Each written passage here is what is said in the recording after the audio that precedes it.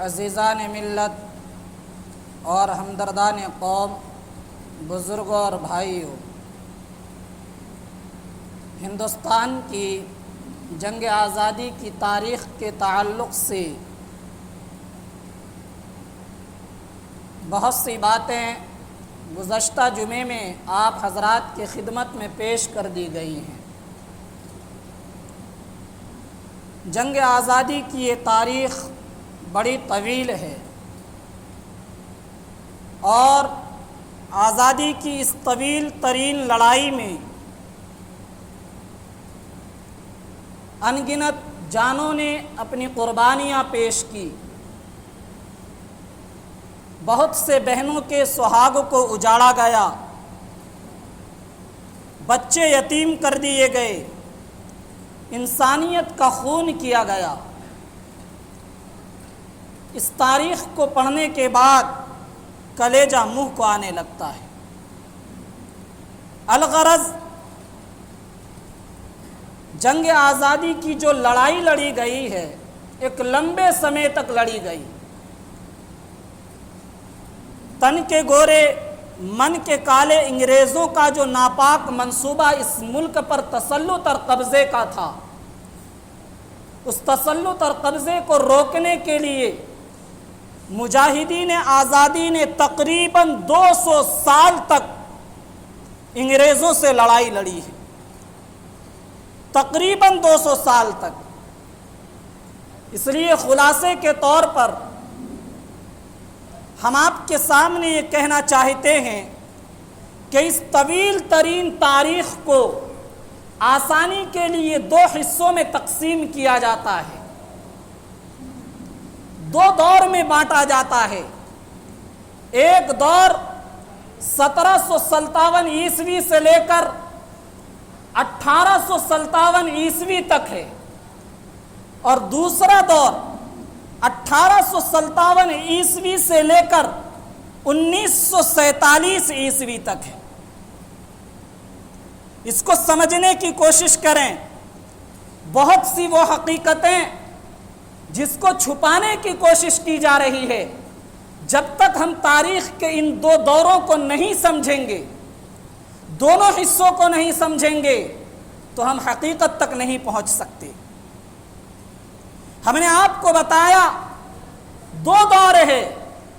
پہلے دور کا آغاز 1757 عیسوی یعنی نواب سراج الدولہ کے دور حکومت سے شروع ہوتا ہے، اور اس دور کا اختتام 1857 عیسوی میں جو جنگ عظیم ہوئی اس پر ختم ہوتا ہے، اور دوسرے دور کی شروعات ابتدا 1857 عیسوی سے ہوتی ہے، اور اس کا اختتام ملک کی آزادی 1947 عیسوی پر یہ دور ختم ہو جاتا ہے۔ ہم بات کرتے ہیں پہلے دور کی، یعنی 1757 عیسوی سے لے کر 1857 عیسوی تک پورے 100 سال بیٹھتے ہیں۔ اس پورے 100 سال عرصے میں انگریز کے تسلط اور قبضے کو روکنے کے لیے، اس کے ناپاک منصوبے کو ملیہ میٹ کرنے کے لیے میدان میں آگے بڑھ کر اگر کسی قوم نے اس ملک کی آزادی کے لیے خون بہایا ہے تو اکثر و بیشتر قائدانہ رول ادا کرنے والے مسلمان ہیں۔ پلاسی کے میدان میں انگریزوں کے خلاف خون بہانے والا، انگریزوں سے لڑائی مول لینے والا، پیش قدمی کرنے والا نواب سراج الدولہ ہے، مسلمان ہے۔ 1757 عیسوی میں نواب سراج الدولہ کی شہادت ہوتی ہے۔ 1764 عیسوی میں میر قاسم، میر شجاع الدولہ، شاہ عالم، ان تینوں نے ایک متحد طاقت کے ساتھ بکسر میں انگریز سے لڑائی کی، لیکن کچھ اپنوں کی غلطی کی وجہ سے یہاں شکست ہوئی، اور بہت سے باشندگان ہند کو، اس ملک کے باشندوں کو جام شہادت نوش کرنا پڑا۔ 1764 عیسوی میں یہاں بھی جنگ کی پیش قدمی کرنے والے، آگے بڑھ کر انگریزوں سے لڑائی مول لینے والے مسلمان تھے۔ پھر 1767 عیسوی میں آپ نے ایک نامی گرامی نام سنا ہوگا، شیر میسور سلطان ٹیپو کا 1767 عیسوی میں ان کے والد حیدر علی سے انگریزوں کا مقابلہ ہوتا ہے اور حیدر علی کو زبردست کامیابی ملتی ہے۔ یہاں بھی انگریزوں کے خلاف پیش قدمی کرنے والے ٹیپو سلطان کے والد حیدر علی تھے۔ 1774 عیسوی میں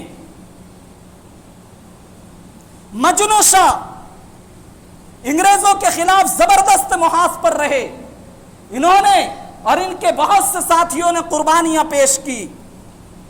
یہاں بھی انگریزوں سے لڑائی مول لینے والے، میدان جنگ میں کودنے والے مجنو شاہ مسلمان تھے۔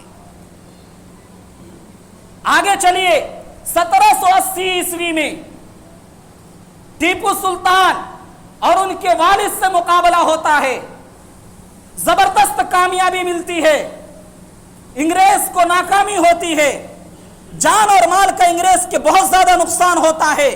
میں آپ کو یہ بتانا چاہتا ہوں 1780 عیسوی میں بھی انگریز کے خلاف باضابطہ جنگ لڑنے والے مسلمان تھے، سلطان ٹیپو سلطان اور ان کے والد حیدر علی تھے۔ 1790 عیسوی میں انگریزوں سے لڑائی لڑنے والے یہی ٹیپو سلطان مسلمان تھے۔ 1799 عیسوی میں انگریزوں کے خلاف چوتھی جنگ لڑنے والے یہی ٹیپو سلطان مسلمان تھے۔ 1831 میں بالا کوٹ کے میدان میں اس ملک کی آزادی کے لیے جام شہادت نوش کرنے والے سید احمد شہید، شاہ اسماعیل شہید علیہ الرحمہ مسلمان تھے۔ میں نے آپ کو ایک لمبی چوڑی تاریخ کی داستان سنا دی۔ 1757 عیسوی سے لے کر 1831 عیسوی تک کئی جنگیں باضابطہ لڑی گئی ہیں، منصوبہ بند طریقے پر لڑی گئی ہے، اور ان تمام جنگوں میں اکثر و بیشتر پیش قدمی کرنے والے، انگریزوں سے آگے بڑھ کر لڑائی لڑنے والے مسلمان تھے۔ آج اس حقیقت کو چھپانے کی کوشش کی جاتی ہے۔ افسوس ہوتا ہے جن مجاہدین نے اس ملک کی آزادی کے لیے، اس ملک کے باشندوں کے جان اور مال، عزت آبرو کی تحفظ کے لیے اپنا خون، اپنا مال، اپنی دولت، اپنے بچے اور اپنی تمام چیزوں کو قربان کر دیا، ان مجاہدین آزادی کے حق میں یہ ناانصافی ہے کہ جب جنگ آزادی کی تاریخ بیان کی جائے تو 1857 عیسوی سے جنگ آزادی کی تاریخ بیان کی جائے۔ 1857 عیسوی سے پہلے 100 سال تک جن مجاہدین آزادی نے انگریز کے تسلط کو، قبضے کو ختم کرنے کے لیے لڑائی لڑی ہے، کیا وہ اس بات کے حقدار نہیں ہیں کہ جب جنگ آزادی کا تذکرہ کیا جائے تو ان کا بھی نام لیا جائے؟ یہ کون سا انصاف ہے، یہ کون سا عدل ہے کہ جب جنگ آزادی کی تاریخ بیان ہو تو 1857 عیسوی سے اس کی شروعات کی جائے؟ پورے 100 سال کا لمبا زمانہ ہے، لمبا عرصہ ہے، سینکڑوں ہزاروں مجاہدین آزادی نے اپنا سب کچھ اس ملک کی آزادی کے لیے قربان کیا، اور آج جب ملک آزاد ہو گیا، ان کی قربانیوں کے نتیجے میں آج ہم یہاں امن کے ساتھ، چین کے ساتھ، سکون کے ساتھ جی رہے ہیں، تو ہم نے ان کی قربانیوں کو فراموش کر دیا، بھلا دیا۔ ہم سے مراد ملک کے سارے باشندے ہیں۔ یہ انصاف نہیں ہے، یہ عدل نہیں ہے۔ آئیے، یہ جو پہلا دور ہے 1757 عیسوی سے لے کر 1857 عیسوی تک کا، اس میں جنگیں کیسے ہوئی، کچھ تفصیل آپ کو بتاتا ہوں۔ 1757 عیسوی میں نواب سراج الدولہ کی زبردست لڑائی ہوئی، اپنوں کی غداری کی وجہ سے نواب کی شہادت ہو گئی۔ بنگال جیسا سرسبز و شاداب ایریا، ترقی یافتہ علاقہ انگریزوں کے قبضے میں آ گیا۔ اس ایریے اور علاقے پر قبضہ کرنے کے بعد انگریز کو अपनी ताकत को मजबूत, मुस्तहकम और स्ट्रॉन्ग करने का पूरा मौका मिला।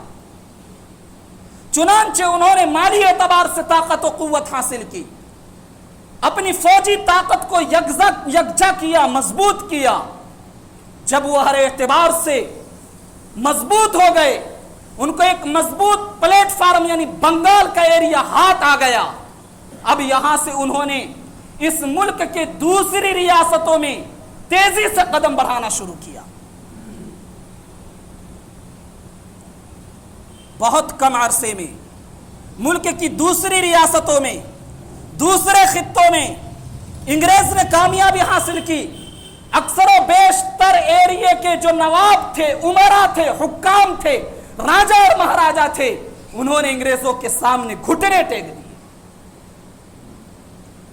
या तो अंग्रेजों ने बाज़ाब्ता अपनी हुकूमत बना ली। अगर अपनी हुकूमत किसी रियासत में, किसी खित्ते और इलाके में नहीं बनाई, तो वहां जिस नवाब की हुकूमत थी, अंग्रेज ने उस नवाब को, वहां के उस बादशाह को अपनी शर्तें मंजूर करने पर मजबूर कर दिया। हुकूमत उनकी रही, लेकिन हुक्म अंग्रेजों का चलता था। वह अंग्रेजों के चापलूस बनकर रह गए। उनके पास अपना मंसूबा और अपनी प्लानिंग कुछ भी बाकी नहीं रही।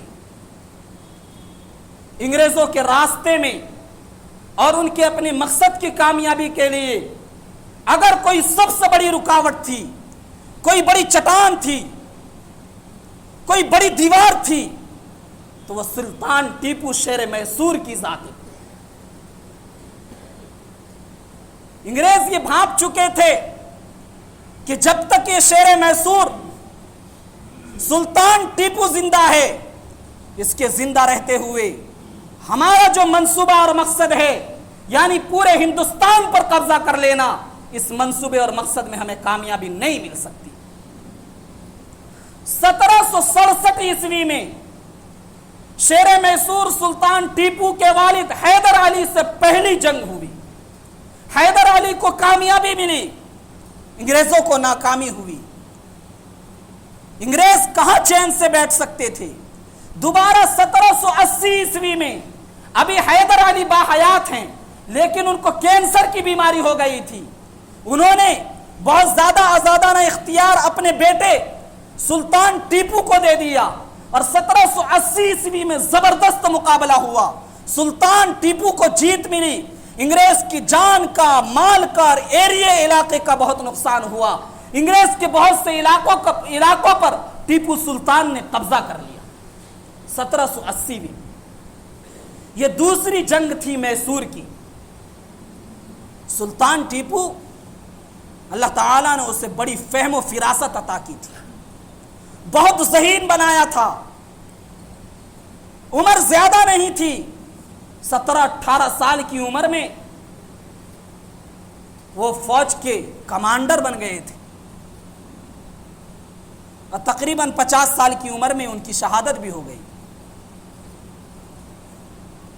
तो अल्लाह ने कायदाना सलाहियत, लीडर की सलाहियत उनके अंदर बहुत जबरदस्त रखी थी।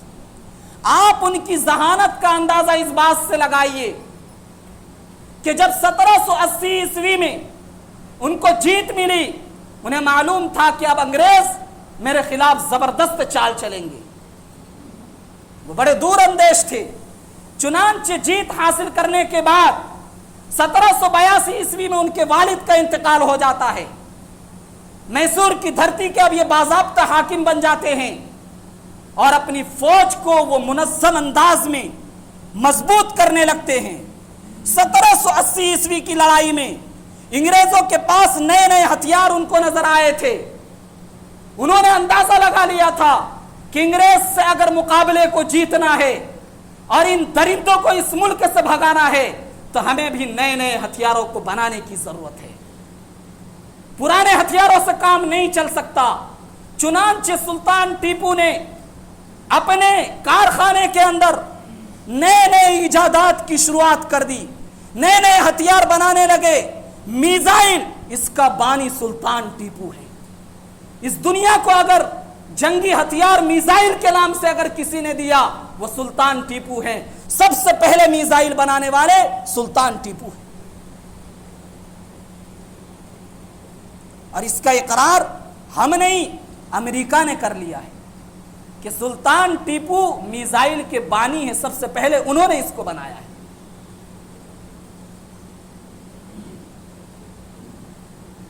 بڑے عجیب و غریب آدمی تھے، طرح طرح کی توپیں انہوں نے بنوائی جو انگریزوں کے پاس نہیں تھی، سمندری راستے سے لڑائی جیتنے کے لیے نئی نئی ایجادات کی، الغرض انہوں نے جنگی کامیابی کے لیے جتنے نئے نئے اسلحے ہو سکتے تھے اپنی ذہانت اور ذکاوت سے تیار کیے اور بنائے، اور پھر 1790 سے 92 تک انگریزوں سے تیسری ان کی لڑائی ہوئی۔ انگریزوں نے اس بار زیادہ چالاکی کی، چالاکی یہ کی، سلطان کے یہ میسور کے بادشاہ تھے، ان کے برابر میں حیدرآباد دکن کا ایریا آتا ہے، وہاں نظامیوں کی حکومت تھی۔